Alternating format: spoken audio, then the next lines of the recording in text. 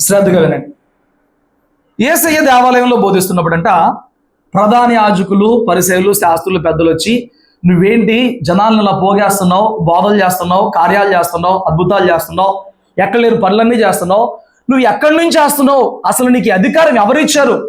పరిసయ్యుల అధికారం ఇవ్వాలా? శాస్త్రుల అధికారం ఇవ్వాలా? యాజకులు, లేవీయులు, ప్రధాన యాజకులు ఎవరు నీకు అధికారం ఇవ్వాలా?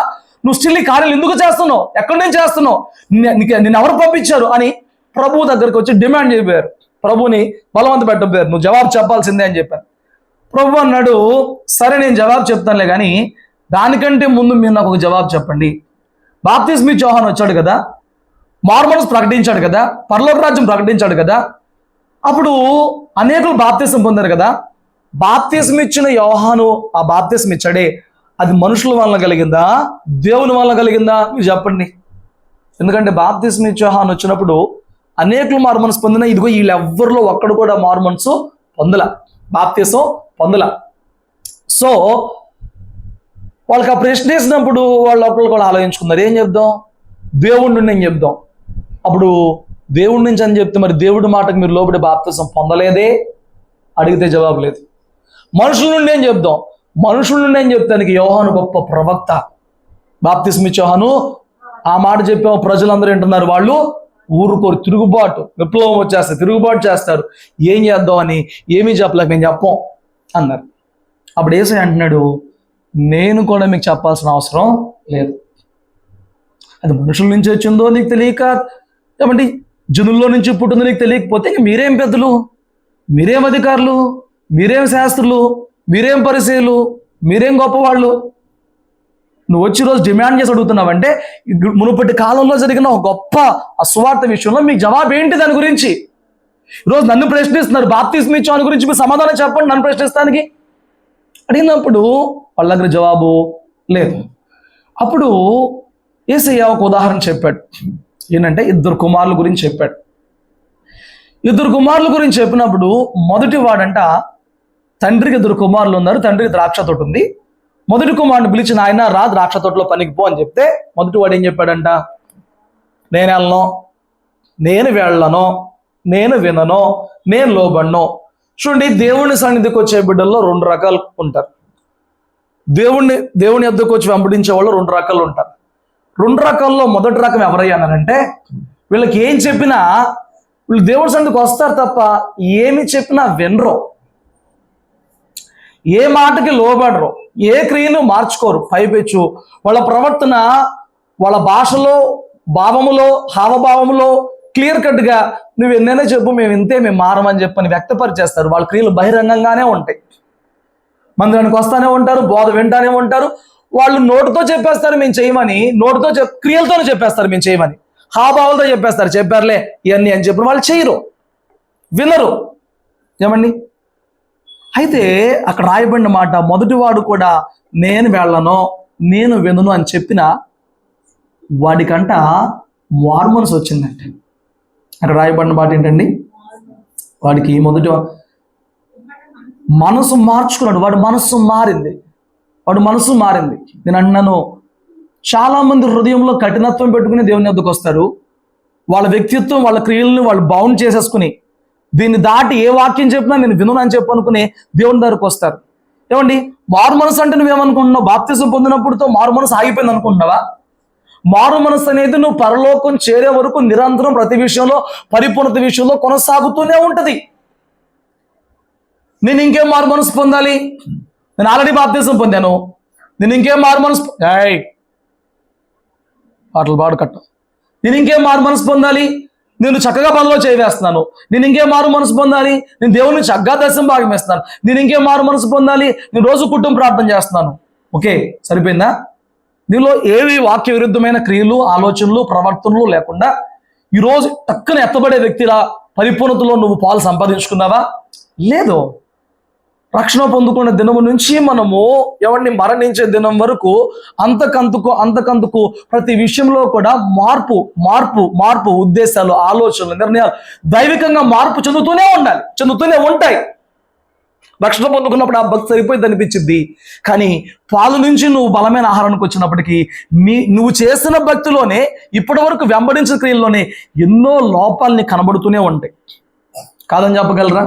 నువ్వు వాక్యం ధ్యానించే కొలది, నువ్వు వాక్యం ధ్యానించే బిడ్డవుగా, అనుదినము వాక్యం చదివే బిడ్డగా ఉంటే ఈ విస్తారమైన గ్రంథంలో ఇప్పుడు ఎంత పరిశుద్ధులంగా మనం మందిరంలో కనబడినా, ఎంత చక్కటి వారంగా బయట కనబడినా, నువ్వు నీ బైబిల్ గ్రంథాన్ని ముందేసుకొని ధ్యానించడం మొదలు పెడితే నువ్వు ఇప్పుడు ఎంత నీతిమంతుడు కనిపించినా, దేవుని ఆత్మసహాయం చదువుతున్నప్పుడు నీలో బైబిల్ కంప్లీట్ అయ్యేటప్పటికి నువ్వు నోట్ చేసుకుంటా పోతే ఏమండి 10లు 100ల సంఖ్యలో నీకు అవిధేతలు కనబడతాయి. బట్ అవి నీలో ఉన్నాయని తెలిసినా మార్చుకోవడానికి నువ్వు త్వరపడి ముందుకి రాలేవు. కానీ దేవుడు నువ్వు మార్చుకోవాలని కోరుతున్నాడు. ఏమని కోరుతున్నాడు? మార్చుకోవాలని కోరుతున్నాడు. ఇప్పుడు ఇక్కడ ఈ పరిశీలన శాస్త్రులు ఎవరైతే ఉన్నారో అధికారులు, వీళ్ళు మారాలని దేవుని ఉద్దేశమా, వీళ్ళు నశించిపోవాలని దేవుడి ఉద్దేశమా? ఏమన్నాడు? బాప్తిస్మం ఇచ్చామని వచ్చినా మీరు మారలేదు, వ్యభిచారులు వీళ్ళందరూ మారిన, వేసులు వీళ్ళందరూ మారిన, వాళ్ళని చూసి కూడా మారలేదు అంటే వాళ్ళ దగ్గర నుంచి ఏం కోరుకుంటున్నాడండి? మారు మనసే కదా. హల్లెలూయా. బట్ ఎవరండి వాళ్ళు? శాస్త్రులు.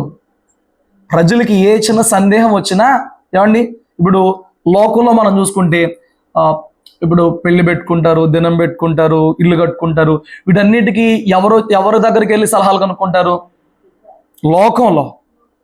లోకంలో పండితులు, శాస్త్రులు ఎవరో ఒకరు ఉంటారుగా. యూదులకు కూడా వాళ్ళు ఏం చేయాలన్నా వాళ్ళకి ధర్మశాస్త్రం తెలియదు, వాళ్ళకి చదువు ఉండదు, వాళ్ళకి ధర్మశాస్త్రం ఉండదు, వాళ్ళకి బైబిల్ ఉండదు, వాళ్ళ దగ్గరే ఉండవు. ఇదంతా ఎవరి దగ్గర ఉంటుంది అని అంటే ఈ శాస్త్రులు పరిశీలన దగ్గరే ఉంటుంది అనమాట. సో వీళ్ళు ఏం చేయాలనుకుని ఎవరి దగ్గరికి వెళ్ళేవాళ్ళు? బోధించే వీళ్ళకి ప్రభు ఏం కావాలంటున్నాడు? మారు మనసు లేదంట, వాళ్ళు ఎన్నో విషయాలు మార్చుకోవాలంట. వీళ్ళు బోధకులుగా ఉన్నారు. ఏమండి, నెబుకద్నెజరు చెర నుంచి విడిపించబడి 70 ఏళ్ళ తర్వాత వీళ్ళు వాళ్ళ దేశానికి వచ్చినప్పుడు వాళ్ళు ఏం చేశారంటే అక్కడున్న పరిస్థితులను బట్టి వాళ్ళ యొక్క భక్తిని విస్తరించడానికి, అప్పటికే ఈ అషూర్ రాజు వాళ్ళ దేశం నిండా అన్యులను తీసుకొచ్చి పెట్టేశాడు కదా, ఆయా దేశంలో వాళ్ళు పెట్టేశాడు కదా. వీళ్ళ మొత్తం అంతా కల్మషం అయిపోయింది. ఈ ఇజ్రాయెల్ జాతి, యూదా జాతి కల్మషం అయిపోయింది అనమాట, మిశ్రమం అయిపోయింది. సో వీళ్ళు వాళ్ళు ప్రత్యేకపరుచుకోవటానికి వాళ్ళు ఏం చేశారు అని అంటే కొన్ని స్కూల్ లాగా, కొన్ని సంస్థల్లాగా ఏర్పాటు చేసి ఈ ధర్మశాస్త్రాన్ని నక్కలు రాపించి అవి అనేక పరిశీలన ద్వారా ప్రజలకు వ్యాప్తి చేస్తూ ఉండేవాళ్ళు అనమాట. కాబట్టి ఏ సందేహమైన పరిశీలు, పెద్దలు, శాస్త్రం తీర్చేవాడు. కానీ యేసయ్య అంటున్నాడు, మీకే మార్మన్స్ కావాలి. హల్లెలూయా. ఎన్నాళ్ళ నుంచి దేవుని దగ్గరకు వస్తున్నావు అనేది కాదు, దేవుడు నీలో కోరుతున్న మార్పు ఏంటో నువ్వు గమనిస్తున్నావా? దేవుడు నీ దగ్గర ఉంటుందని చెప్తున్న అవిధేయత ఏంటో నువ్వు గమనిస్తున్నావా? దేవుడు నువ్వు ఇంకా నేర్చుకుని పాటించాలనుంటున్న అంశం ఏంటో నువ్వు గమనిస్తున్నావా? అయితే నేను మళ్ళీ చెప్తున్నా, నీకు నువ్వే బైబిల్ దేవుని సహాయంతో చదివినా నీలో ఎన్నో అవిధేయతలు కనబడతాయి. కానీ వెంటనే నువ్వు మార్చుకో. అలాగని దేవుడు వెంటనే నిన్ను మార్చుకోలేదని వదిలేడు, మార్చుకోలేదని వెంటనే నిన్నేమి శిక్షించడు. హల్లెలూయా. కానీ దేవుని దగ్గర మారు మనసు కోరుతున్న వాడిగా, అది పరలోకానికి చేరే పరిపూర్ణత అనే స్థితికి కోరుతున్న వాడిగా ఉన్నాడు. ఆమేన్. ఆ మారు మనసు మనలో జరగడానికి దేవుడు కొన్ని కార్యాలు చేస్తాడు. మొదటి బోధ, నీకు విస్తారమైన బోధిస్తాడు. అదే విషయాలు పదే పదే విస్తారంగా నీతో మాట్లాడుతూ ఉంటాడు. ఒకటే విషయాన్ని, అయ్యే విధేయతల్ని, నేను విన్నదేగా, నాకు తెలిసిందేగా, నా లోపమేగా అన్న నువ్వు మార్చుకునేదాకా నీతో మళ్ళీ అదే విషయం విస్తారంగా మాట్లాడుతూనే ఉంటాడు. మొదట బోధ ద్వారా మాట్లాడతాడు.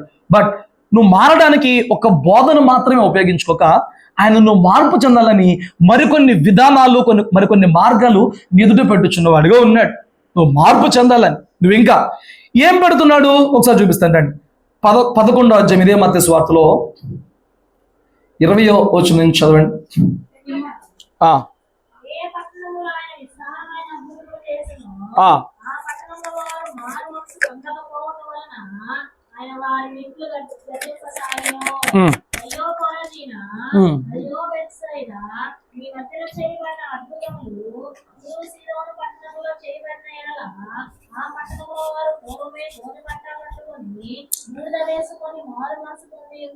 మొదట ఆయన మారు మనసు పొందడానికి వాక్యం ఇచ్చాడు. రెండవది ఏం చేశాడు? చదివారు కండి, అక్కడేముంది? అంత క్లియర్గా చదివి కూడా మీ మధ్య చేయబడిన అద్భుతములు సీదోను పట్టణంలో చేయబడిన యెడల ఆ పట్టణం వారు పూర్వమే కొనిపట్ట. వీళ్ళు కొనిపట్టి ఎందుకు కట్టుకునే వాళ్ళు అంటే ఏం చూసి కట్టుకునే వాళ్ళంట? అద్భుతాలు. అద్భుతాలు. నువ్వు అరుగుడు కాదు, ఏంది ఆయనకు అనవసరం.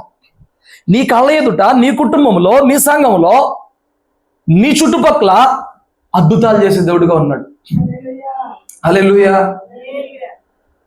ఇప్పుడు కొరాజు అనే వాళ్ళు మారు మనసు పొందమని అంటే వాళ్ళు అర్హులని చేశాడా, వాళ్ళు మార్పు కోసం చేశాడా? వాళ్ళు మారు మనసు పొందాలంటే వాళ్ళలో పరిశుద్ధత ఉందా, పాపం ఉందా? పాపమే ఉంది. పాపములో ఉన్న వ్యక్తి కూడా అద్భుతాలు చేయగలడు. ఎందుకు చేస్తాడయ్యా అలాంటి వారికి అంటే మార్పు పొందుకుంటారని చెప్పి, మారు మనసుకు వస్తారని చెప్పాను. ఏమండి, ఎవరు నిలబడి నా జీవితంలో గొప్ప కార్యం జరిగిందనంటే ఆడు గొప్ప భక్తి పడడం లెక్కలేసుకోమాక. ఆ గొప్ప కార్యం వెనక దేవుడు గొప్ప మార్పును ఆశపడుతున్నాడేమో అని ఆలోచన చేసుకో. నీ జీవితంలో దేవుడు గొప్ప కార్యం చేస్తాడంటే ఎంత చెడ్డోడినైనా దేవుడు అంగీకరిస్తాడంటే ఈ భక్తి చాలే కాదు. నేను ఎంత చండాలంగా ఉన్నా, నేనెంత తక్కువ భక్తి చేస్తున్నా, నేను ఎంత భక్తిహీనంగా ఉన్నా, నేను సరిగ్గా దేవుని సన్నిధికి వెళ్ళకపోయినా, పట్టించుకోకపోయినా, ప్రార్థన చేసినా చేయకపోయినా, వాక్యం ధ్యానించకపోయినా, దేవుడు వెనువెంట నన్ను ఎంత వెంబడిస్తున్నాడు లేనంటే ఇది చాలులే, ఆ భక్తి చాలులే అని సరిపెట్టుకుంటా కాదు. ఆ అద్భుతాలు చూసైనా ఇంత ప్రేమిస్తున్నాడు, నేను ఇంకా మార్చుకోవాలని చెప్పి మార్చుకుంటామని ఆ అద్భుతాల వెనుక ఉద్దేశం. కానీ మనల్ని సాతాను ఎలా మౌళ్ళు చేస్తున్నానంటే, చూడు, నువ్వు సరిగ్గా వెళ్ళినా వెళ్ళకపోయినా నీకు మేలు జరిగిపోతానే ఉంది, నువ్వు సరిగ్గా ప్రార్థన చేసినా చేయకపోయినా నీకు మేలు జరిగిపోతానే ఉంది, నువ్వు సరిగ్గా ఆజ్ఞలు పాటించకపోయినా మేలు. దేవుడు అంతే ప్రేమామయుడు, చేసేస్తాడు అని వాడు నువ్వు ఇంకా మార్పు చెందకుండా వాడిని హృదయాన్ని బౌండ్ చేస్తూ ఉంటాడు. మాటలు మీకు అర్థమవుతున్నాయండి? ఏ పట్టణం అంటే అది సీదోను పట్టణం. కొరాజిన బెత్సయిదా వాళ్ళకి అంటున్నారు. ఏమండి, ఈ సీదోను అనే పట్టణం విగ్రహారాధనకు సంబంధించిన పట్టణం. మణిమ్మ, సీదోను అనే పట్టణం విగ్రహారాధన సంబంధించిన పట్టణం అన్నా మారేది. కానీ యేసయ్యే వాళ్ళ మధ్య తిరిగి అద్భుతాలు చేస్తే వాళ్ళ హృదయాలు అంత కఠినంగా ఉండేయండి. అద్భుతాలు చూసి ఆనందపడ్డారే తప్ప దీన్ని బట్టి దేవుడు ఏమి మన దగ్గర నుంచి కోరుతున్నాడు? ఏమైనా ఉంటుందా అసలు మనకి ఆలోచన? దేవుడు ఏం కోరుతున్నాడు మన దగ్గర నుంచి? నువ్వు ఎన్నో కోరుతావు, ఆయన ఏదైనా చేయగలడు, ఓకే. బట్ నీ దగ్గర నుంచి ఆయనకి ఏం కావాలి?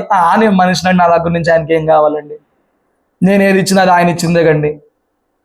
ఇంకా ఆయన హృదయాన్ని కోరుతున్నాడండి, నా హృదయం నిండా ఆయనే ఉన్నాడండి. కొంతమంది ఏమంటే బలి తెలివిగా మాటలు చెప్పి మేము లోపడమని ఇండైరెక్ట్గా చెప్తూ ఉంటారు. నా భక్తి దేవుడికే తెలుసు, నా జీవితం దేవుడికే తెలుసు, నా హృదయం దేవుడికే తెలుసు అని దేవుడికే తెలుసు. కాబట్టి సమర్థించుకుంటాను. నా క్రియలు అంటే మీకు ఎవరికి లెక్క చెప్పాల్సిన అవసరం లేదు, మీకు రుజువు పరచాల్సిన అవసరం లేదు, మీ దగ్గర నేనేంటో ప్రూవ్ చేయాల్సిన అవసరం లేదు, నువ్వేం ప్రూవ్ చేయక్కర్లేదు. బట్ సమర్థించుకుంటాం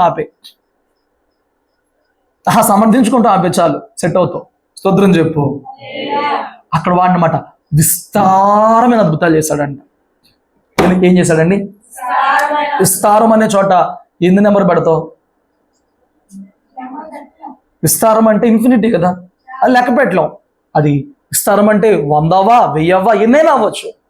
విస్తారమైన అద్భుతాలు నీ మారు మనసు కొరకు. నువ్వు సంవత్సరం మొదలుపెట్టు, సంవత్సరం ముగింపుకు రా. ఈ సంవత్సరం నా జీవితంలో దేవుడు ఏ మేలు చేయలేదండి, ఏ కార్యం చేయలేదండి, ఏ అద్భుతం చేయలేదండి, చేసిన దానికి నేను ఎంతో ప్రార్థన చేసి అర్హుండండి అన్నోళ్ళు ఎవరు ఉన్నారు మన మధ్య? లేవు. బట్ ఎందుకు చేశాడు? ఇక్కడ చెప్తున్నాడు, మీ మధ్య చేసినయే వాళ్ళ మధ్య చేస్తుంటే వాళ్ళు గోనె పట్ట కట్టుకుని మార్పు చెందేవాళ్ళు. అంటే వీళ్ళ దగ్గర నుంచి ఏం ఎక్స్పెక్ట్ చేస్తున్నాడు? ఏమండి, ఈరోజు నిజముగా మీకు తెలియదేమో కానీ సువార్త తెలియక, రక్షకుడు తెలియక అజ్ఞానంలో బ్రతుకుతున్న వారు ఎందరో ఉన్నారు. అజ్ఞానంలో బ్రతుకుతున్న వారు ఎందరో ఉన్నారు. ఏమండి, ఒంటి మీదకి గాలి వచ్చిందంట. గాలి ఒంటి మీదకి వచ్చిందా గాలి? సరే, ఈ గాలి పోవడానికి వెళ్ళి 5,000 పెట్టి తాయితు కొనుక్కొచ్చారండి. నీ ఇంట్లో చీకటి పని చేస్తుంది అన్నప్పుడు నువ్వు 8,000 ఖర్చు పెడుతున్నావు. ఎవరికి ఎత్తున్నావు ఆ డబ్బులు తీసుకెళ్ళి? నువ్వెందుకు అలా చేయట్లేదు? ఎందుకు చేయట్లేదట? నువ్వు నీ జ్ఞానం ఉంది, యేసునామం చాలు, యేసునామంలో ప్రార్థన చాలు, ఇంకా ఎక్కువ మాడితే ఉపవాసం చాలు, ఎదులుపోతే నా ప్రభు చెప్పాడు. నీ జ్ఞానం ఉంది, అవునా కదా? మొన్న చూశాను, వాళ్ళొక చోట ఆ చండిపేటలకు అనారోగ్యం ఉందంట. ఆ స్వామీజీ దగ్గర తీసుకెళ్తాడు, కాళ్ళు పెట్టి ఎక్కువ తొక్కితాడు, చచ్చిపోయాడు పిల్లోడు. నువ్వు ఎందుకు వెళ్ళి పిచ్చి పనులు చేయట్లేదు? నీకు జ్ఞానం ఉంది, నీకు దేవుడు జ్ఞానం ఇచ్చాడు. ఈ రోజున పసిపిల్లలు దేవుని రాజ్యం వారసులు అని చెప్పిన జ్ఞానం నీకుంది. వాళ్ళు పిచ్చి పిచ్చి వాటికి అప్పచెప్పని జ్ఞానం నీలో ఉంది. ఒక రోజు నాళ్ళు ఎవరో పిల్లోడిని కూర్చోబెట్టి ఇటు పక్కన దానికి ఆ పిల్లోడి బరువు తగ్గంత ఏంటి బెల్లం గడ్డలో లేకపోతే ఏదో తులాభారం చెప్తారు కదా, ఆ పైన ఇలా ఉంటుంది చూడు, అది ఇరిగిపోయి పిల్లోడు తలకాయ మీద పడతాడు, అక్కడక్కడ చచ్చిపోయాడు. ఇటు చూడు, నువ్వెందుకు చేయట్లేదు ఆ పనులన్నీ? ఏమండి, కుటుంబాల్లో రాత్రులంతా నిద్ర లేక తిట్టుకుని కొట్టుకుని అరుసుకుని భార్య ఏడుతో కూర్చుని భర్త తాగేసి దొల్లేసి పిల్లలు దిక్కులేని వాళ్ళుగా ఎన్నో కుటుంబాలు ఉన్నాయి. నీ కుటుంబం అట్లా ఎందుకు లేదు? నీ జ్ఞానం ఉంది, నీకు దేవుడు ఉన్నాడు. నీకు తెలిసిన దేవుడు, నీ వద్దకు వచ్చిన దేవుడు ఎందరి జీవితాల్లోనూ లేక వారి ఆరోగ్యం పాడు చేసుకుంటున్నారా, వారి ఆస్తులు పాడు చేసుకుంటున్నారా, వారి బంధాలు పాడు చేసుకుంటున్నారా, వారి జీవితాలు పాడు చేసుకుంటున్నారా? నీ దగ్గర ఉన్న దేవుడు అనేకులకు లేక, నీ దగ్గర ఉన్న దేవుడు అనేకులకు లేక వాళ్ళు ఈ రోజున సర్వాన్ని పాడు చేసుకుంటున్నారు. మరి నీ దగ్గర ఆ దేవుడు ఉన్నాడు కదా, నీ జీవితంలో వేటిలో ఈ బాధ లేకుండా చూశాడు కదా, నీ దగ్గర ఈ దేవుడు ఉన్నాడు కదా, ఈ సంవత్సరంతో గొప్ప కృపా కాపుదలు ఇచ్చాడు కదా, నీ నుంచి ఆయన ఎక్స్పెక్ట్ చేస్తుంది ఏంటి? అందుకేగా 40 రోజులు చేస్తున్నాను, వందలమ్మా 325 రోజులు కాపాడాడని చెప్పని 40 రోజులు ఉపవాసం చేస్తున్నావా? ఏం నువ్వు చేసే ఉపవాసం? వాక్యాన్ని బట్టి నీ ఉపవాసం పక్కన పెట్టి చెప్పదు ఉపవాసమా? పెద్ద బయలుదేరేది ఇచ్చారు. ఏం చేస్తున్నావు? ఉపవాసం అది లెక్క అయితే కాదు. జాగ్రత్త, మాట్లాడకూడదు, జాగ్రత్త. ఆయన నీ జీవితంలో ఉన్నాడు, ఆయన నీ జీవితంలో విస్తారమైన కార్యాలు చేస్తున్నాడు. ఆ కార్యాల వెనుక ఆయన ఉద్దేశం ఏంటంటే నువ్వు పరిపూర్ణమైన మారు మనసు చెంది ఆయనకు గొప్ప సాక్షిగా, ఆయన పని చేసే బిడ్డగా, ఆయన తోటలో ఒక పనికి ఉపయోగపడే పాత్రగా మారడం ఆయన ఉద్దేశం. ఆమేన్. కీర్తన 40వ అధ్యాయము 5వ వచనం. ఎందుకు మాట్లాడుతున్నావు?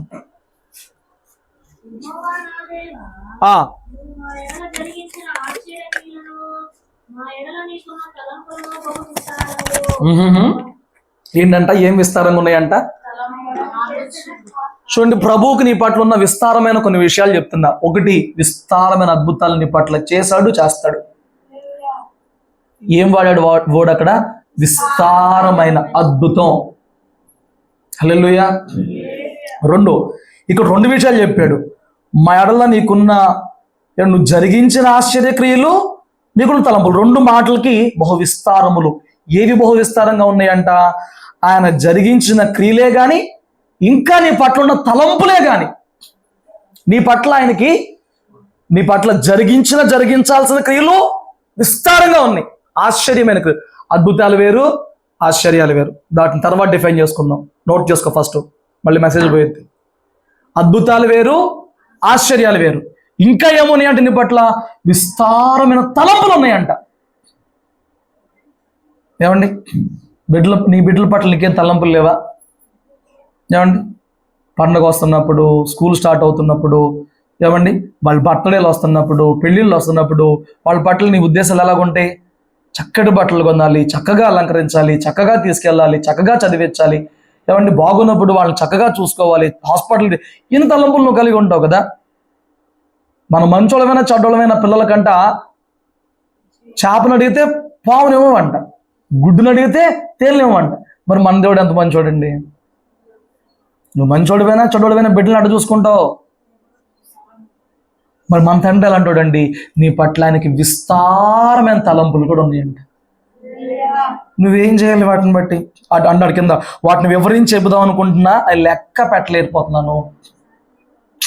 వాటిని వివరించి చెప్పేది అనుకుంటున్నా, నేను లెక్క పెట్టలేకపోతున్నాను కదయ్యా. నువ్వు చేసిన క్రియలు, నువ్వు చేసే ఆశ్చర్యాలు లెక్క పెట్టలేకపోతున్నా. నా పట్ల నీకున్న తలంపులు లెక్కేస్తుంటే లెక్క పెట్టలేకపోతా. అన్ని తలంపులు కలిగి ఉన్నావు నా పట్ల. నీ పట్ల కలిగలేడా? నీ పట్ల ఏమనుకుంటున్నావా? నీ పట్ల నీ తలంపు లేదనుకుంటున్నావా? ఎవరు చెప్పారు నీ జీవితం ఇక్కడే అయిపోయిందని? ఎవరు చెప్పారు నీ జీవితం పోయిన సంవత్సరం ఆగిపోయిందని? నువ్వు అలా ఆగిపోయావు నీ ఆలోచనలో. ప్రభువుకి నీ పట్ల ఉన్న ఆలోచనలు ఎప్పుడు ఆగిపోలా.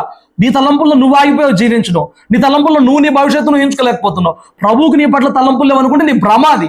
ఎన్ని ఉన్నాయంట? విస్తారమైన తలంపులు ఉన్నాయంట. హల్లెలూయా. వాటిని బట్టి ఆయన కోరుకుంటున్నాడు నువ్వు మారు మనసు చెందాలని, నువ్వు పరిపూర్ణతలోకి రావాలని, నువ్వు తోటలో పనిచేసే ఒక పాత్రగా మారాలని. ఆమేన్. విస్తారమైన అద్భుతాలు ఉన్నాయంట, విస్తారమైన ఆశ్చర్యక్రియలు ఉన్నాయంట. నేను చదివిచ్చాను కదా, ఆశ్చర్యక్రియలు ఉన్నాయా లేవా అక్కడ? మూడోది ఏంటిది? తలంపులు ఉన్నాయంట. నువ్వు ఎప్పుడన్నా వీటిని రుచి చూసావా? నీ తలంపు ఎలా ఉంటుంది, నీ ఆలోచన ఎలా ఉంటుంది, నీ ఉద్దేశం ఎలా ఉంటుంది, ఇది జాలే అని ఉంటుంది. కానీ ప్రభువు ఉద్దేశం నువ్వు అడిగిన దానికన్నా ఊహించిన దానికన్నా గొప్పగా ఉంటుంది. అది జరిగినాక వెనక తిరిగి చూసుకున్నాక నేను ఇంతవరకు చాలనుకున్నా నా దేవుడు ఈ స్థాయికి తెచ్చి. ఎప్పుడన్నా ఉద్దేశించావా? ఒక చిన్న పనిదైనా పెద్ద పనిదైనా కంపేర్ చేసుకున్నావా? ఆలోచించుకున్నావా? చూసుకున్నావా? నువ్వు ఇంతే అనుకుంటావు, ఇంతవరకు చాలనుకుంటావు, దీన్ని సరిపెట్టుకుందాం అనుకుంటావు. ఏమండి, దేవుని ఉద్దేశం ఎలాగుంది? ఏలియా ఇంత మట్టుకు చాలయ్యా అన్నాడు. అది ఆయన ఉద్దేశం. ఏమన్నాడు? ఇంత మట్టుకు చాలు, చచ్చిపోతా అన్నాడు. అది ఆయన ఉద్దేశం. ప్రభు యొక్క ఉద్దేశం ఏంటి? పాత నిబంధనలోనూ పరిచర్య చేపించాడు, ఫజ్లో పెట్టాడు. మళ్ళీ కొత్త నిబంధనలో కూడా పరిచర్య చేపిస్తానికి ఒకసారి వచ్చాడు. ఎక్కడ? రూపాంతర కొండ మీద ఒకసారి వచ్చాడు, మళ్ళీ ఫజ్లో పెట్టాడు, మళ్ళీ రాబోతున్నాడు. ఆయన ఏం చెప్పాడు? నేను చేయలేకపోతున్నాను, నీకు దండమయ్యా, నన్ను వదిలే అన్నాడు. నీ తలంపు అది. ఆయన తలంపు ఏంటి? పాత నిబంధనలో పరిచర్య చేశాడు, ఏసే కాలంలోకి వచ్చేసే పరిచర్య చేశాడు, మళ్ళీ ప్రకటన కాలంలో వచ్చి ప్రకటనలో పరిచర్య చేయబోతున్నాడు. ఆయన తలంపులు అవి విస్తారం. నీ తలంపులు అవే. నీకు ఎప్పుడు ఎప్పుడు ఎప్పుడు అనిపిస్తుంది పోతే పీడ అయిపోద్ది. ఆ తర్వాత నీ జీవితాలు ఏమి లేవా? దేవుని చిత్తాలు, దేవుని కార్యాలు ఏమి రుచి చూడలేదా? మాట్లాడరే. ఎందుకంటే నీ పట్ల ఆయనకి విస్తారమైన తలంపులు కలిగి ఉన్నాడు. నీ తలంపుల మీద ఆధారపడకు, నీ ఆలోచన మీద ఆధారపడకు, నీ నిర్ణయమే నీ జీవితానికి ఫైనల్ అనుకోమాక. ఆయన తలంపులు ఏంటో చూడు, నువ్వు మారు మనసు పొందడానికి ప్రయత్నం చేయి. ఆయన తలంపులు నీకు అర్థమైనప్పుడు ఇట్లాంటి వాడిని అట్లా చేద్దాం అనుకున్నావు ప్రభు, నువ్వు ఆశ్చర్యపోతావు. హల్లెలూయా. గాడిదలు ఎత్తుక్కుంటా తిరిగినోడిని తీసుకెళ్ళి సింహాసనం మీద కూర్చోబెట్టాడు. గొర్రెలు కాసుకుంటా ఉండేవాడిని తీసుకెళ్ళి సింహాసనం మీద కూర్చోబెట్టాడు. ఆయన తలంపులు ఎవరి పట్ల ఎలా ఉంటాయో మనం అప్పటికి ఎవరు కూడా ఊహించలేము. అవి విస్తారమైనవిగా ఉన్నాయి. వాటిని బట్టి ఆయన మారు మనసు కోరుతున్నాడు. చూడండి, నీ పట్ల ఆయన అద్భుతాలు చేస్తాడు, ఆశ్చర్యాలు చేస్తాడు, తలంపులు బయలుపరుస్తాడు. స్టిల్ నువ్వు లోబడవు కదా, అప్పటికి నిన్నేం చేయడు. ఎందుకంటే చూడండి, 34వ అధ్యాయం నిర్గమకాండం 34 వచనం చదివి పెట్టండి.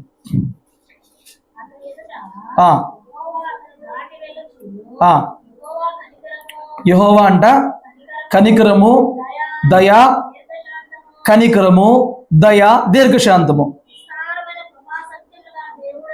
ఒక్క మాటకు మాత్రమే విస్తారమైన అని వాడాడు.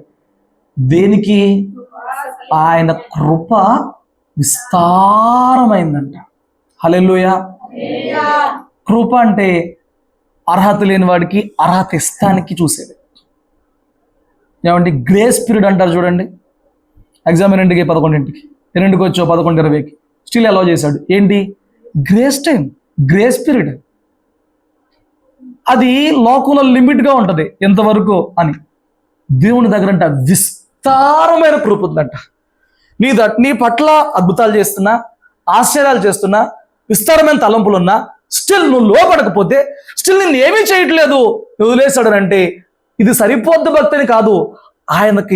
ఆయన మన పట్ల విస్తారమైన కృప కలిగి ఉన్నాడు కాబట్టి ఆయన కృప నువ్వు ఇంకా మార్పు చెందుతావని, నువ్వు ఇంకా మారు మనసులోకి వస్తావని ఆయన విస్తారమైన కృప అడ్డుపడుతుందా తప్ప నీ భక్తి సరిపోతుందని కాదు, గుర్తుపెట్టుకో. హల్లెలూయా. ఆయన కృప ఎలాంటిదంట? ఎన్ని విస్తారమైన ప్రభు మన పట్ల చూపిస్తున్నాడు. కౌంట్ చేస్తున్నారు మీరు? మనుషులు ఏదైనా లిమిట్ దాటి చేయగలరా? విస్తారంగా చేయగలరా? ఏ మనిషి చేయలేడు. ఏ మనిషి చేయలేడు విస్తారంగా మన పట్ల, ఇంట్లో వాళ్ళు కూడా విస్తారంగా మన పట్ల చేయలేరు, విసిగిపోతారు. కానీ యేసయ్య నీ మార్పు కొరకు చేస్తున్న విస్తారమైన పనులు చూడు. ఇన్ని జరిగిన తర్వాత ఆయన అంటే నీ పట్ల విస్తారమైన కృప చూపిస్తున్నాడు, నువ్వు ఇప్పటికన్నా మారుతావని. దాని గురించి భక్తులు ఇలా మాట్లాడు. నెహెమ్యా గ్రంథంలో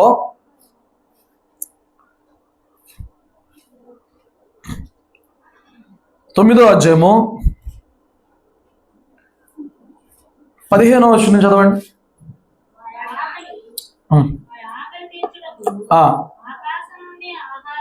అది అద్భుతం కదా.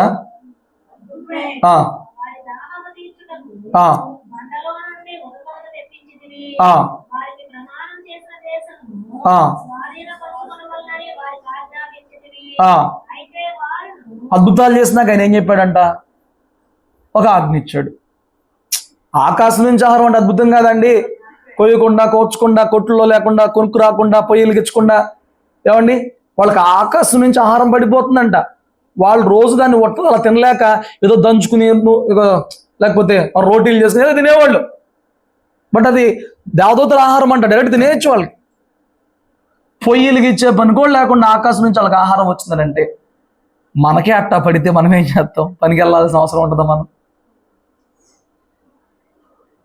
ఆహారం వచ్చేసింది, ఎన్ని కొనుక్కుందామో అనిపించింది. ఇంకా ఎన్ని వస్తువులు వచ్చేది ఆహారాలుగా. రోజు మనకి మన ఇంటి ముందు ఆహారంలో కురిసిపోతుంది అనుకో, ఏం చేస్తాం మనమైతే? వాళ్ళకి ఆహారం అద్భుతంగా పెట్టి నీళ్ళు ఎక్కడి నుంచి తెచ్చాడంట? భూమిని చీల్చి నీళ్ళు ఊపికేలా చేశాడా? బండను చీల్చాడంట. బండలోని అద్భుతం కాదు. వాళ్ళు 40 ఏళ్ళు వెళ్ళే వరకు ఆ మన్నా పడతాను ఉంది, వారిని వెంబడించుకుంటూ వచ్చిందంట బండ. తమ్మును వెంబడించిన బండలో ఆ బండ వాళ్ళతో పాటు నడుచుకుంటూ వచ్చిందంట. నువ్వు వెళ్తుంటే నీ అమ్మలో ఒక రాయి వస్తుంది అనుకో, గుండెలు ఆగిపోతాయి ఏమో కదా నీకు. వాళ్ళు నడుచుకుంటూ వెళ్తాడు, వాళ్ళ అమ్మలో బండ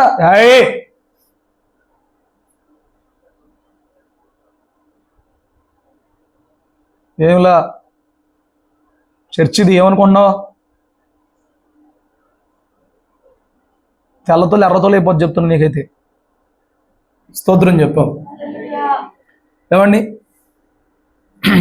నిన్ను వెంబడించుకుంటూ ఒక రాయి వచ్చింది అనుకో, నీకు ఎలాగుంటుంది?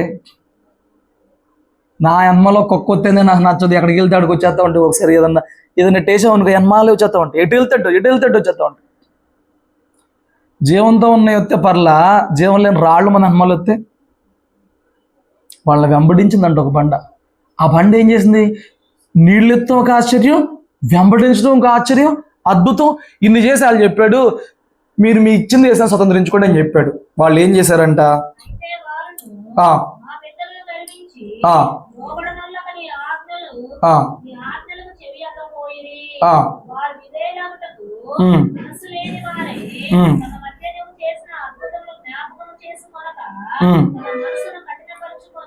అద్భుతాలను ఏం చేయలేదంట. మనం కూడా అంతే, ఎన్నో చేస్తాడు, లెక్క పెట్టాం, నోట్ చేసుకోం, డైరీలో రాసుకోం, ఎక్కడ రాసుకోం, ఆ రోజు సాక్ష్యం చెప్తాం, మర్చిపోతాం, అంతే. జ్ఞాపకం చేసుకుంటాకి ఇష్టపడం. వాళ్ళు జ్ఞాపకం చేసుకోవాలా, తమ మనసు ఏమైపోయిందంట. అందుకే ఎప్పుడు ఆయన చేసిన ఉపకారాలని మర్చిపోద్దని వాక్యం చెప్తుంది. నువ్వు మర్చిపోయినప్పుడు నీ హృదయం అయిపోద్ది, కఠినమైపోద్ది.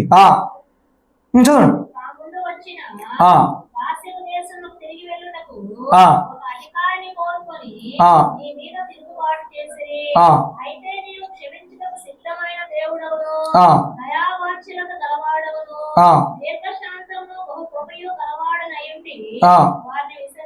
మీరు అక్కడ చూసారా? దీర్ఘశాంతానికేమో ఉత్త దీర్ఘశాంతం చెప్పాడు, బహుకృపకేమో బహు విస్తారము, బహుకృప. ఏం చేశారంట వాళ్ళు తమ హృదయాలను కఠినపరుచుకుని తిరిగి మళ్ళీ ఆ దేశానికి వెళ్ళిపోతామని తిరుగుబాటు చేశారంట. తిరుగుబాటు చేసిన ప్రభు వాళ్ళని విసర్జించలా. మనుషులు అనుకోండి, వాళ్ళు చెప్పిన ఒక్క పని చేయలేదనుకోండి, వాళ్ళు పెట్టిన ఒక కండిషన్లో నియమంలో మనం ఉండలేదనుకోండి, అప్పటి నుంచి వాళ్ళ బుద్ధి, వాళ్ళ ప్రవర్తన, వాళ్ళ ప్రేమ మన పట్ల పూర్తిగా మారిపోద్ది.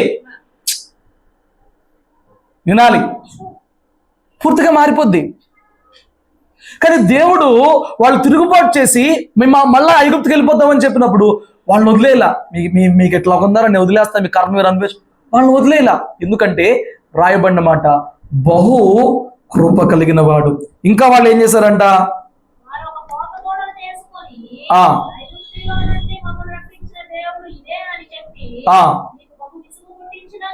ఏం చేశారంట? విసుగు పుట్టించారంట.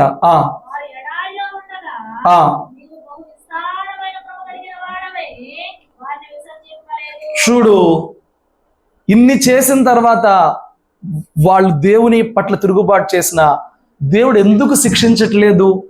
ఎందుకు విడిచిపెట్టట్లేదు? ఎందుకు వాళ్ళని వదిలేయట్లేదు? ఆయన వారి పట్ల విస్తారమైన కృప కలిగిన వాడిగా ఉన్నాడు. హల్లెలూయా. ఇంకా చెప్పాలంటే పాత నిబంధన కంటే కొత్త నిబంధనలోని కృపను ఇంకా అధికం చేసేసిన వాడిగా ఉన్నాడు. అందుకే నీ పట్ల ఎన్నో మేలులు చేసినా, నువ్వు ఇంకా తిరుగుబాటు చేస్తున్నా, నువ్వు ఇంకా లోబడకపోయినా, నువ్వు ఇంకా సరి చేసుకోకపోయినా హాయిగా బ్రతికేస్తున్నావు చూడు, దర్జాగా బ్రతికేస్తున్నావు చూడు. ఏంటయ్యా ఇది అని అంటే కృప, విస్తారమైన కృప. అద్భుతాలు చేశాడు, ఆశ్చర్యాలు చేశాడు, తలంపులు గొప్పకొని బయలుపరిచాడు, ఇలా చేస్తానని చెప్తున్నాడు, దర్శనాలు ఇస్తున్నాడు, వాగ్దానాలు ఇస్తున్నాడు. ఎన్ని చేస్తున్నా లోపట్టలేదు, స్టిల్ నేను నిన్ను కాపాడుతున్నానంటే విస్తారమైన కృప నీ పట్ల చూపిస్తున్నాడు అంతే. హల్లెలూయా. ఇది ఒక మార్గం అండి, మారు మనసు కోసం దేవుడు ప్రేరేపిస్తానికి. ఇది ఒక మార్గం. ఏదొక మార్గం?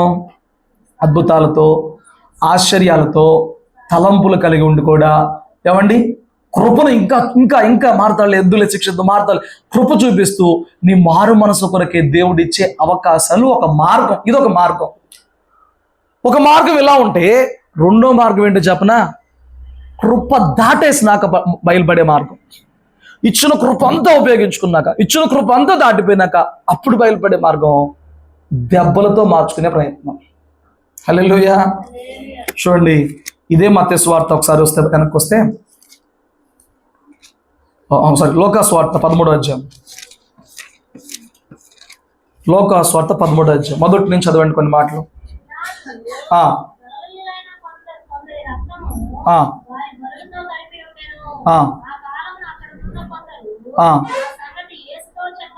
ఆ సంగతి ఎవరితో చెప్పారంట?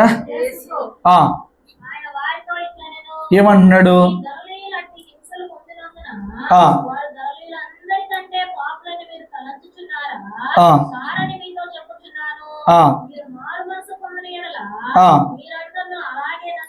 చూసారా, మీరందరూ కూడా అలాగే నశిస్తారు. చూడండి, ఒక మార్గం ఏంటంటే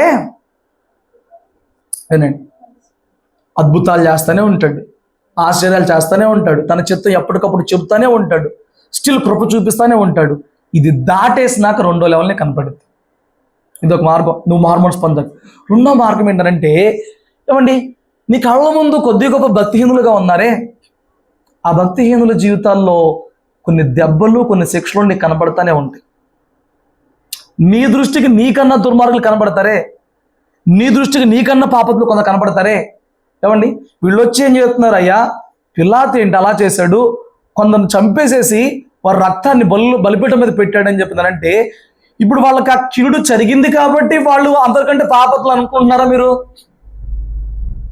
కొందరు జీవితాల్లోనండి దెబ్బలు తగులుతూ ఉంటే కొంతమంది తీర్పు తీర్చేస్తూ ఉంటారండి. పొరపాటున పని మనం చేయకూడదు. కొందరు ఏమైంది, యాక్సిడెంట్ అయిందా, అందుకే చెప్పాము ఆడికి మందిరానికి రమ్మని చెప్పాను. నువ్వెవరో చెప్పావు? ఇప్పుడు నువ్వు మందిరానికి రమ్మని రాలేదు కాబట్టి ఆడికి యాక్సిడెంట్ అయిపోయిందా? తీర్పులు తీర్చేస్తూ ఉంటారు. వీళ్ళు వచ్చి ఆ విషయాలు చెబితే ఇప్పుడు అంటున్నాడు, వాళ్ళు గలీలందరికంటే పాపదని మీరు తలంచుకోవద్దు, మీరు మారు మనసు పొందకపోతే మీరందరూ అలాగే నశిస్తారంటే అసలు పాపం ఎవరిలో ఉంది? వీళ్ళల్లో ఉంది, వాళ్ళలో కాదండి. హల్లెలూయా. నీ ముందు ఎన్నో పెడతా ఉంటాడు, నీ పక్కన వాళ్ళకి ఎన్నో పెడతా ఉంటాడు, ఎన్నో కీడులు పెడతా ఉంటాడు, ఎన్నో దెబ్బలు పెడతా ఉంటాడు, ఎన్నో గాయాలు పెడతా ఉంటాడు. లోపడని వాడు, మార్పు లేని వాడు, వాళ్ళందరి జీవితంలో జరిగే కార్యాలను బట్టి నీ హృదయాన్ని గద్దిస్తూ ఉంటాడు, నీ హృదయాన్ని హెచ్చరిక చేస్తూ ఉంటాడు. అప్పటికీ మారకపోతే నీకే ముళ్ళు పెడతా ఉంటాడు. ఎందుకంటే ఒక మార్గం, కృప సంబంధించిన మార్గం నీకు ఇచ్చాడు, దాన్ని ఉపయోగించుకోలేకపోయావు. స్టిల్ నువ్వు కావాలి. రెండోది ఏంటంటే దెబ్బలతో మార్గం, గద్దింపులతో మార్గం. హెచ్చరికలతో మార్గం, నొప్పి పుట్టించే మార్గం. అర్థం చేసుకున్నారా? ఒక మార్గం కృపకు సంబంధించింది అయితే, ఒక మార్గం ఏమండి గద్దించి హెచ్చరించి నొప్పి పుట్టించైనా నిన్ను మార్చుకునే మార్గం ఉంటుందన్నమాట. నేను అన్నాను, నువ్వు కృపలోనే ఉన్నావు, ఇంకా కృపను దాటేసి ఈ స్థాయిలో కన్నా వచ్చావా, ఇక్కడికి వచ్చావా? రెండోది కష్టమండి. రెండు మార్గాలు చెప్తున్నా కదా, ఒకటి దాటినాక ఒకటి ఇంకా అద్భుతాలు ఆశ్చర్యాలు కృపలు ఏమండి, ఇది మార్గం స్టిల్ వాళ్ళకి చూపిస్తాడు. రెండోది ఏంటి చెప్పనా, వీళ్ళకి ఇచ్చిన కృప కూడా అయిపోద్దండి, వీళ్ళకి ఇచ్చిన అవకాశం కూడా అయిపోద్దండి. వీళ్ళకి ఎంత విస్తారంగా చూపిన లోపడ్డాడు, వీళ్ళకి గద్దింపులు మొదలవుతాయి, కలవరాలు హృదయంలో మొదలవుతాయి, కీడులు జీవితాల్లో మొదలవుతాయి, నొప్పులు జీవితాల్లో మొదలవుతాయి. ఎందుకయ్యాదనంటే అవి మారాలి అని చెప్పి. ఏమండి, నిన్ను పూర్తిగా దేవుడు వదిలేసాడు అనుకోండి, అసలు నీకు అద్భుతాలు ఆశ్చర్యాలు ఇవి ఉండవు, నొప్పులు కీడులు ఇవి ఉండవు, ఏమి ఉండవు, నువ్వు ప్లేన్గా వెళ్ళిపోతూ ఉంటుంది జీవితం. దేవుడు నేను వదిలేస్తే, నీకు అర్థమైందా? దేవుడు వదిలేస్తే, ఎందుకంటే అక్కడ పట్టుకుంటాడు, ఎట్లాగో అక్కడ పడేసి నరకంలో మార్చేస్తాడు. కాబట్టి నిన్ను అక్కడ పట్టుకుందాం అన్నప్పుడు నీ జీవితంలో ఇక్కడ ఏమి ఉండవు, సాఫీగా వెళ్ళిపోతూ ఉంటుంది. అద్భుతాలు ఏం కనపడవు, ఆశ్చర్యాలు ఏం కనపడవు, నార్మల్గా వెళ్ళిపోతూ ఉంటుంది. కీడులేం కనపడవు, గద్దింపులేం కనపడవు, కళ్ళ హెచ్చరికలు ఏం కనపడవు. ఏమంటే దేవుడు నిన్ను ఏమి హెచ్చరిస్తాడు, ఏం కనపడవు అంటే దాని అర్థం ఏంటి? నిన్ను పూర్తిగా వదిలేశాడేమో, జాగ్రత్త. కృప దాటిన తర్వాత నొప్పి పుట్టించే మార్గం నిన్ను మార్చుకుంటానికి చూస్తాడు. అది ఎలా ఉంటుందో చూపిస్తారని ద్వితీయోపదేశకాండం 31వ అధ్యాయం 17వ వచనం చూడండి.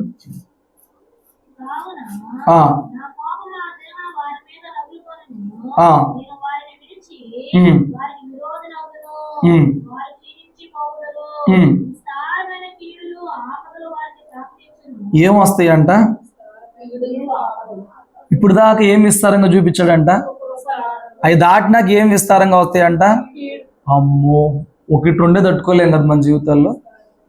దేవుడు కీడో ఒక ముళ్ళో పెడితే మనం తట్టుకుంటామా? తట్టుకోలేం కదా. ఇక్కడ రాయబడిన మాట ఏంటి? ఆ ఒకటి రెండు దాటినాకంట విస్తారమైన కీడులు పెడతాడంట. అప్పుడు ఏమనుకుంటారంట, కీడులు పెట్టినప్పుడు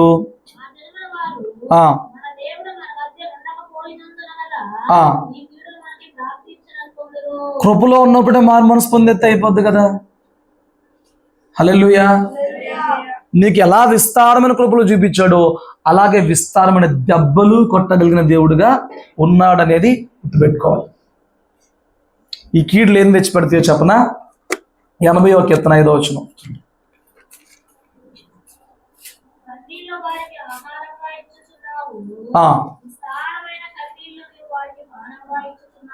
ఇటు పక్కన విస్తారమైన ఏముంది? అద్భుతాలు, ఆశ్చర్యాలు, కృపలు, తలంపులు. ఇటు పక్కన ఇది దాటిన తర్వాత విస్తారమైన కీడులు, విస్తారమైన కన్నీళ్లు ఉన్నాయి. ఏమున్నాయండి? ఎందుకు ఇవి? మార్మన్స్ వీళ్ళు డైరెక్ట్ గా చూపించేస్తారు, మేము లోపడం, మేము మారం, ఇది చాలా అని చెప్పి చూపిస్తారు. వీళ్ళ గురించి ఇది మొదటి కొడుకున్నాడే, మొదటి ఓడి రకం. వీళ్ళు డైరెక్ట్ గానే చూపించేస్తారు, ఏదో మేము నామకార్థంగా వస్తున్నాం, మేము ఇలాగే ఉంటాం, మేము ఇంతే డైరెక్ట్ గా చూపిస్తారు. వీళ్ళు ఎంతో డైరెక్ట్ గా చూపిస్తున్నాం. మొదట ఈ లైన్ లో ఉంచుతాడు దేవుడు, అద్భుతాలతో ఆశ్చర్యాలతో వీళ్ళకి కూడా అన్ని జరుగుతూనే ఉంటాయి. ఎంతో కాలం వెంబడిస్తాడు దేవుడు. బట్ ఒక టైంలో ఆయన ఆ విస్తారమైన తీసేసి ఇవి పెడతాడు. ఏం పెడతాం మొదలెడతాడు? విస్తారమైన కీడులు, విస్తారమైన ఏమండి. ఇక్కడ మారు మనసు అంటే దేని విషయంలో కావాలి? ఆయన ఆజ్ఞను పాటించేలాగా నువ్వు మారడమే కావాలి, అంతే కదా. మారు మనసు అంటే దేనికి కావాలండి మనకి? ఇప్పుడు వాళ్ళకి ఏం చెప్పాడు? ఆకాశం నుంచి ఆహారం ఇచ్చి, నీళ్ళు ఇచ్చి, బండ నుంచి అన్ని ఇచ్చి, మరి మీరు ఆ దేశం స్వతంత్రించుకుంటారా అని చెప్పిన ఆ ఆజ్ఞ చెబితే వీళ్ళు ఆ ఆజ్ఞను వెంబడించకుండా మేము వెనక్కి వెళ్ళిపోతామని చెప్పారు. ఇక్కడ దేవుని కోపం ఎందుకు వస్తుంది? ఆయన ఆజ్ఞను పాటించకపోతే వస్తుంది. అసలు ఆ ఆజ్ఞలు ఎందుకు పెట్టాడు మనకి? నేను చెప్తాను రండి. దేవుడు మనకి నీకు ఒక ఆజ్ఞ చెప్తున్నాడు చూడు, ఉండమంటే నువ్వు ఉండనంటున్నావే. అసలు అలా ఉండమనే ఆజ్ఞలు, అలా మారమనే మాటలు దేవుడు ఎందుకు చెప్తున్నాడు? 10వ అధ్యాయం ద్వితీయోపదేశకాండం 12వ వచనం.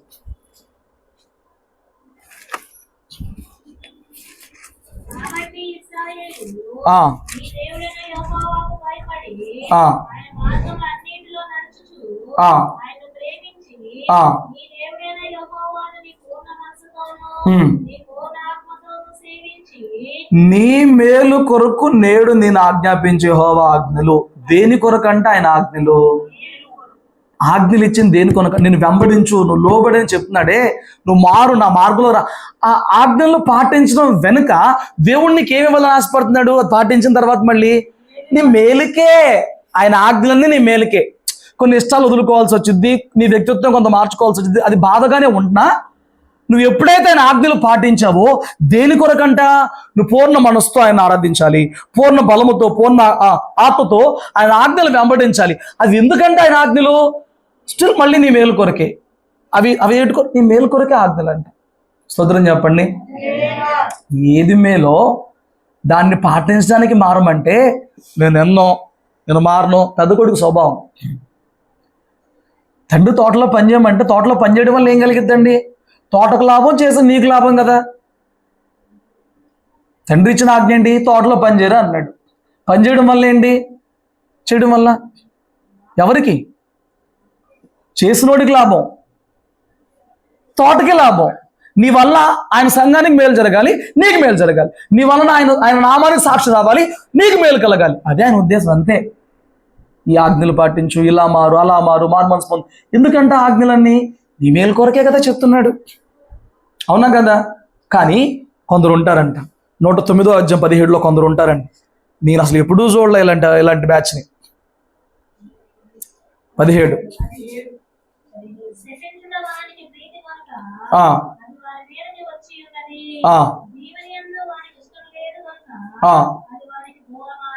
కొంతమందికి అంట, అరే ఇలా ఉండరా నువ్వు బాగుపడతావు, ఇలా ఉండరా నువ్వు మేలు పొందుకుంటావు, ఇలా ఉంటా నువ్వు దీవించబడతావు అంటే మాకేం అక్కర్లా దీవెన ఏంది ఇష్టం లేదంట. మనం దానికోసం రాత్రి పగలు ప్రార్థన చేస్తూ ఉంటాం. అవును కదా? ఇక్కడ వాటిపడిన మాట వాళ్ళకంటే దీవెన ఏంది ఇష్టం లేదంట. తెల్లారు లేచిన కాడి నుంచి చెప్పిస్తూ ఉంటారు. అంటే ఆళ్ళెట్ అయిపోతుంది. ఎవరి నోటి నుంచి ఏమొస్తాయి తిరిగాడికి అయ్యే వస్తాయి. పైన అన్నాడు, చెప్పించడం వానికి ప్రీతి, చెప్పించడం అంటే ఇష్టం అంట. కాబట్టి అదే వాడి మీదకి వచ్చింది. దీవెన యందు వాడికి ఇష్టం లేదంట. ఏం మనుషులండి? నీకు దీవెన కావాలంటే ఆయన ఆజ్ఞలు పాటించాలి.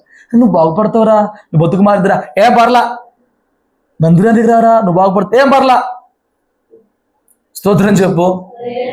అలా అన్నోడికి మొదట విస్తారమైన మంచి మార్గం చూపిస్తాడు.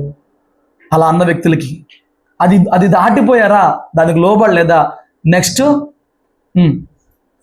విస్తారమైన కీడులు, కన్నీళ్లు. ఈ భూమి మీదే కాదు, కన్నీళ్ళు అక్కడ ఇంకా కొనసాగుతానే, నిత్యత్వంలో కన్నీళ్లు కారుస్తానే, విస్తారమే కాదు, అది కన్నీళ్లు కారుస్తూనే ఉంటారు. అందులో ఏం లేదు. ఇది మొదటి కుమారుడు యొక్క వ్యక్తిత్వము, వాళ్ళు మార్పు చెందడానికి జరిగే ప్రక్రియ. కొందరు డైరెక్ట్గా మేము లోబడమండి, వినమండి, వాళ్ళు మొదటి కుమారులాగా ఉంటారు అన్నమాట. వాళ్ళ క్రియలతో, మాటలతో, వ్యక్తిత్వంతో మేము లోబడమట్లుగా ఉంటారు. కానీ వాళ్ళ మారు మనసు కోసం దేవుడు ఇంత చేస్తాడు. ఆ మొదటి కుమారుడు ఎవరో చెప్పనా? వేశ్యలు, వ్యభిచారులు, దొంగలు, కింద చెప్పాడే, వీళ్ళందరూ మొదట ఎలా జీవించారు? మాకు దేవుడు అక్కర్లా, మేము ఎట్టాగుంటాం, మాది ఇదే వృత్తి, మాది ఇదే బతుకు. వీళ్ళందరూ ఎలా బతికారు? మొదటి కుమారులాగా మేము వినం అని బతికారు.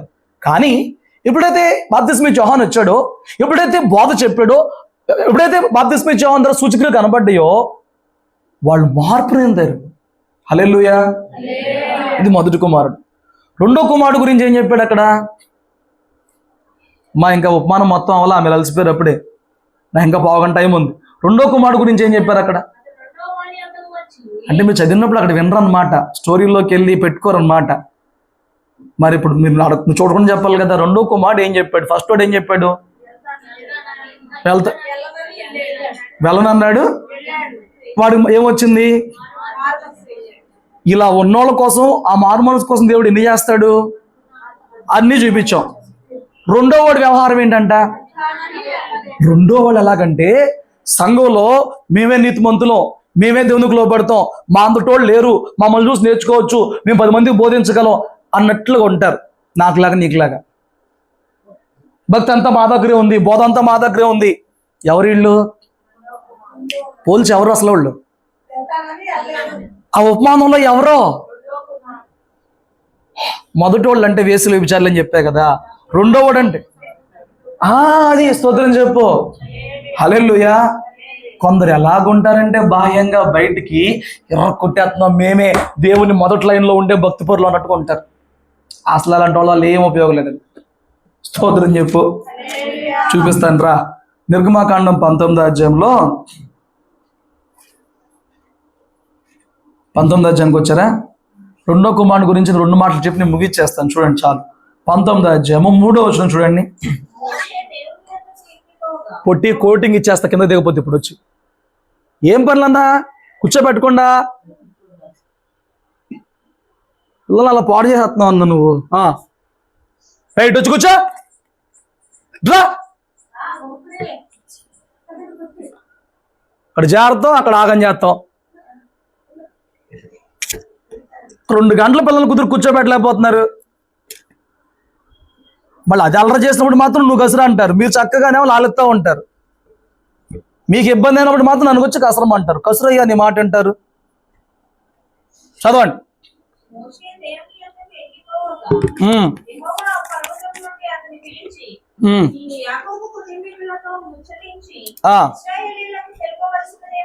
ఏంటంటే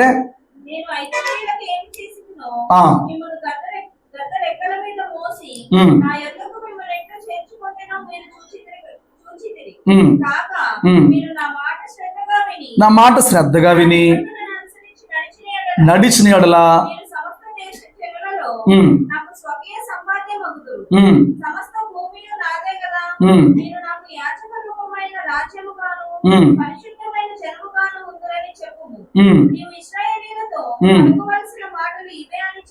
మోషే కొండ మీదకి వెళ్ళాడు. మోషేతో దేవుడు చెప్పాడు, నేనే కదా మిమ్మల్ని ఐగుప్తులో నుంచి బయటకు తెచ్చాను. గద్ద రెక్కల మీద పిల్లల్ని ఎట్లా మోస్తుంది అలా మోసుకుని తీసుకొచ్చాను కదా. నా కార్యాలు చూశారు కదా, నా అద్భుతాలు చూశారు కదా. నేను మీతో నిబంధన చేస్తున్నాను.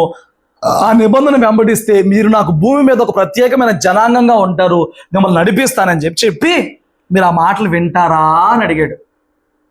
చూడండి 7వ వచనంలో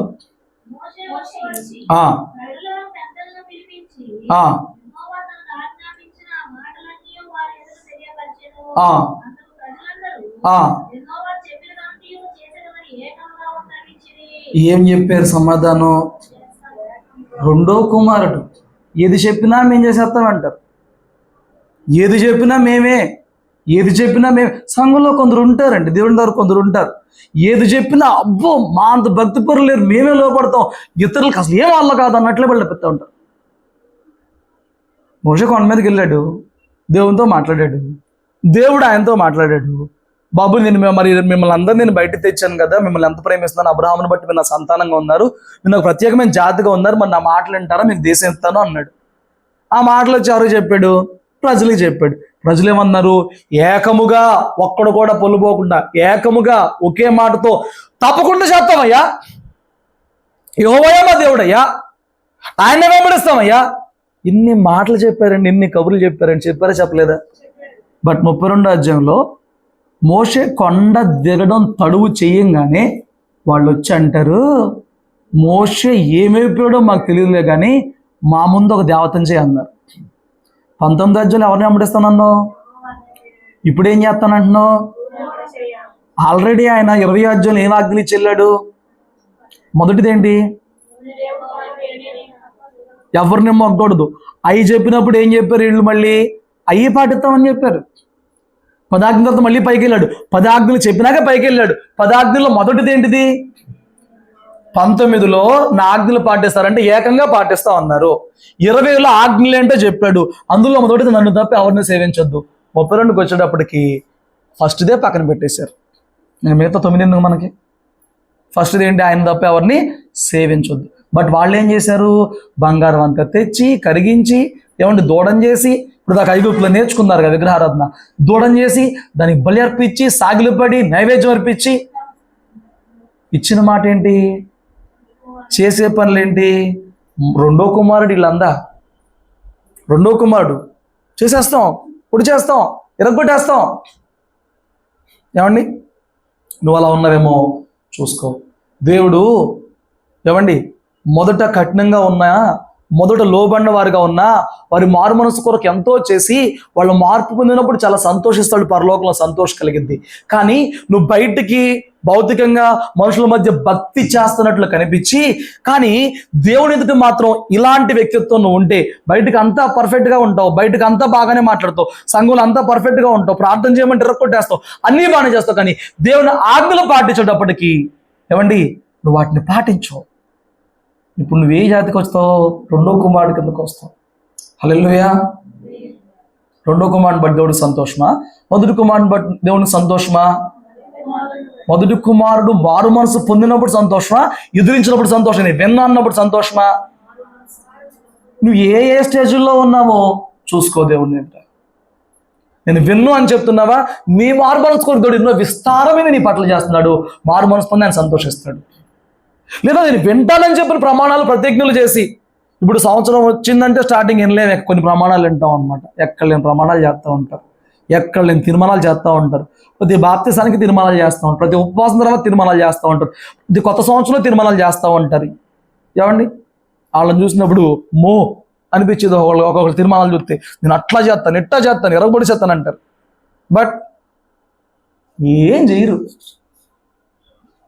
ఏమండి సమూయేలు సౌలుని పిలిచి అన్నాడు, నాయన దేవునికి ఒక కోరుకుందంట తీర్చాలి, నువ్వే రాజు కాబట్టి ఏం చేయాలి చెప్పు? అమాలేకులు చంపేయాలంటే నేనున్న చూడు పొడి చేస్తాను వెళ్ళాడు. వెళ్ళి ఏం చేసుకొచ్చాడండి? ఆజ్ఞ నెరవేర్చాడా? రెండో కుమారుడు.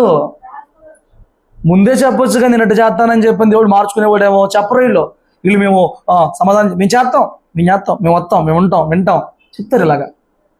స్తోత్రం చెప్పు.